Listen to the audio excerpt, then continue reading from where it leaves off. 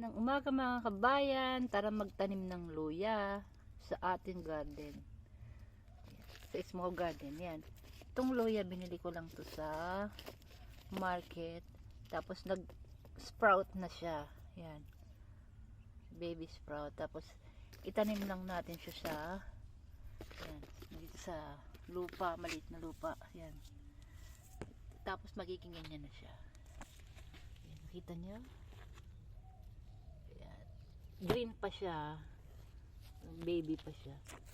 Kailangan kasi yung dahon niya maging brown siya na ganyan, pero lahat matutuyo yan, tapos magiging brownish yung luya niya. Yan, pwede na siyang i-harvest.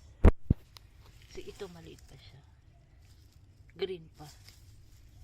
Yan, daming luya at marami na tayong magiging blessing. Yan.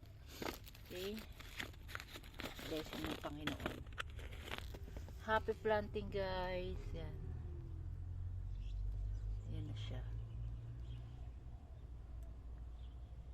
Thank God for the blessing. Mag-harvest natin tayo ng luya soon.